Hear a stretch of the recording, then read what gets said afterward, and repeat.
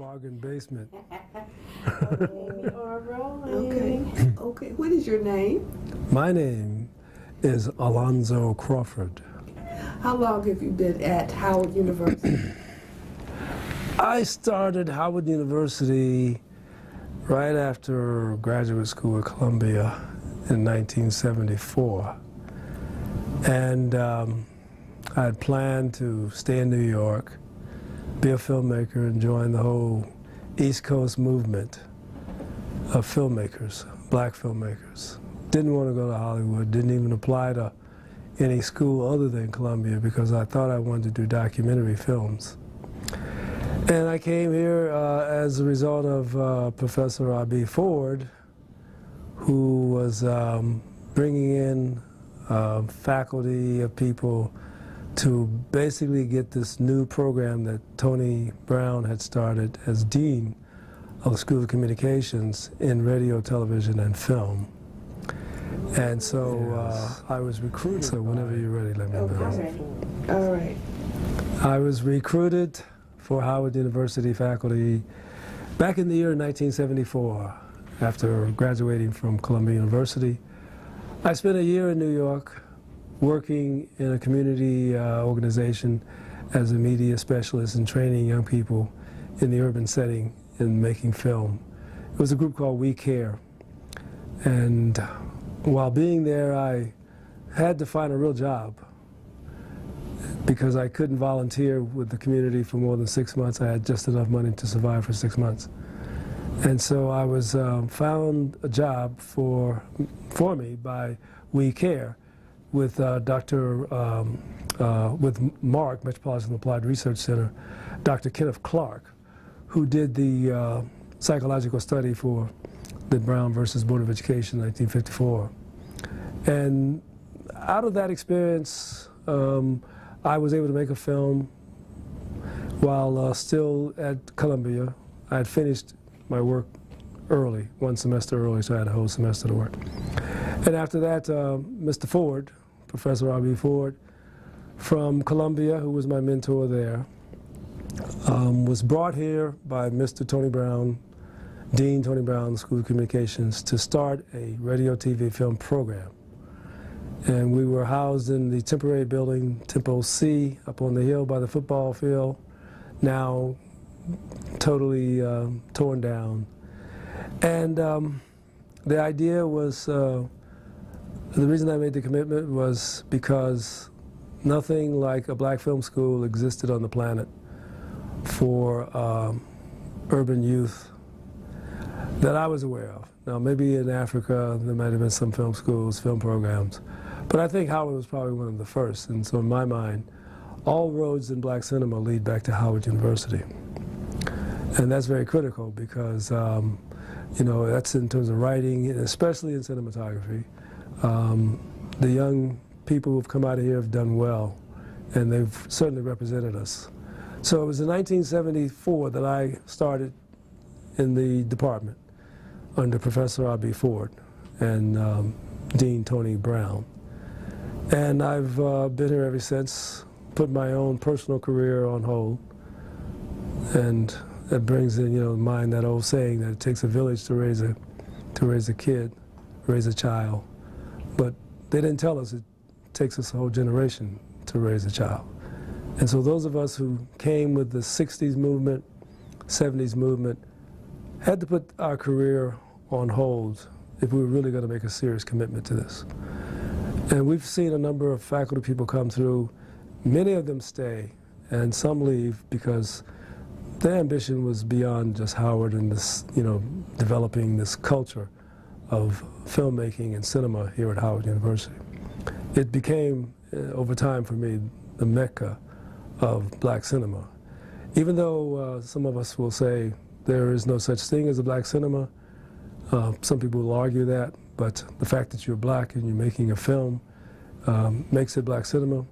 But one consistent element that I've seen in black cinema as a result of Howard University and what we've instilled in our youth is even when we join the establishment, our films have elements of resistance. And that's, to me, the essence of black cinema, is that there'll always be some resistance, whether you're an actor, whether you're camera person, whether you're a crew person, there's always this resistance to seeing the portrayal of your image on the screen in a way that is inconsistent with your understanding. And we somehow, even if it's in the style of step and fetch it, we will bring our elements of black resistance to the characterization, to the development, to the aesthetics of the piece.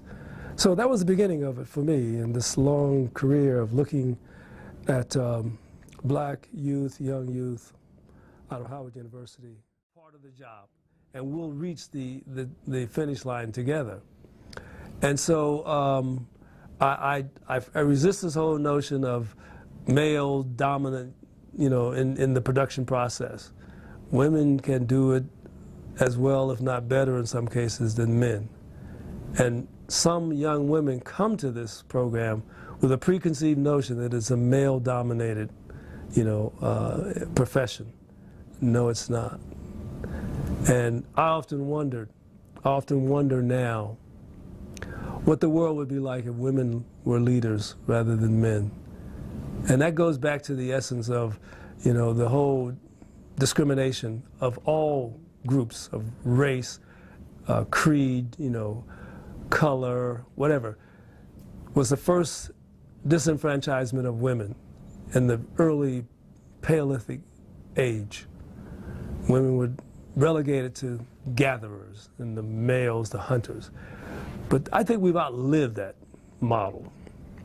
I think the model now for a truly evolutionary process for all people in the world is that it's an inclusive process.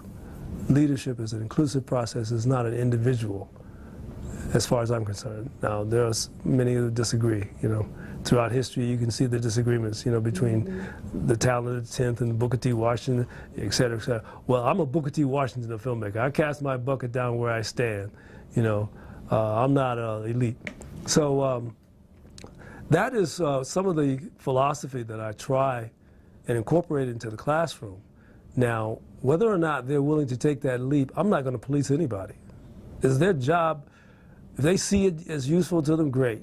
If they don't, it's great, fine.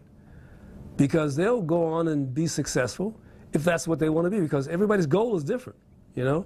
If you want to be rich and famous and all that, then you'll be a name person who you don't even know they're black because their name sounds French or something like that. I don't know who that would be, but, you know, these people with these weird names, you know, and they're just successful in the business. You don't even know who they are. And because you can't see that element of resistance in their film that I think is characteristic of black cinema, but they're black filmmakers and they're very successful in the industry. But do they care about the struggles of black people? I'm not sure. Maybe they do. Maybe they help in their own way, you know? You can't. I haven't. I don't give my license to anybody because maybe I'll be Oscar Micheaux of the future, you know? But I haven't seen that. I've seen Crowded. Yeah. But these other two, you all, I mean. I've seen the one with Mameo. Yeah. Great. Morning Tate. Morning That's Tate. right, Yeah. in Atlanta, actually. Yeah. That's one of the first places that went. Yeah. But are you rolling? I'm rolling. Okay. Morning Tate was, you know, done as a result of Mr. Whitman Mayo contributing his time for free, waiving his fee that he would receive as a SAG actor to support our cause, which is to bring experience to young black filmmakers in the community who wouldn't otherwise have an opportunity to do so. And young people didn't believe he was coming, first of all. So they sort of, you know, blase, their way through the process. And Mr. Mayo showed up on set, and people could not believe it. That's Grady. I mean, he was known all over D.C. We were shooting down the street, and they were going, "Hey, Grady, how you doing, man?" You know, and he was so cool. And he showed up. He knew everybody's lines, including his own.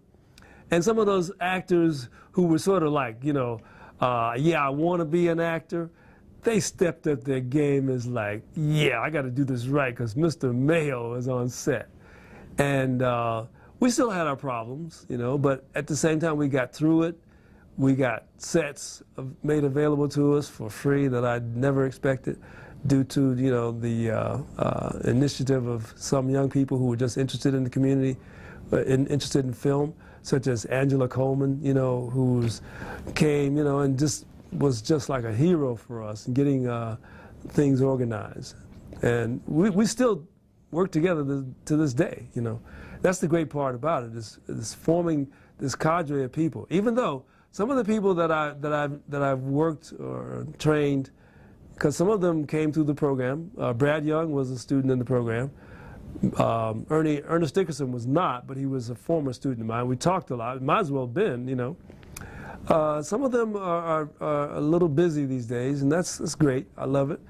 But I would like to see them come back more, because that was the whole purpose in being here, you know, to work with our people in the community. Not to say that they're not. They have their own communities and their own projects, I'm sure. But Morning Tate was a great experience for everybody, and Mr. Mayo was very gracious. You know, we did what we could with a limited budget. You know, we just provided his accommodations, you know, and his meals, and that was it. And then of course we went on.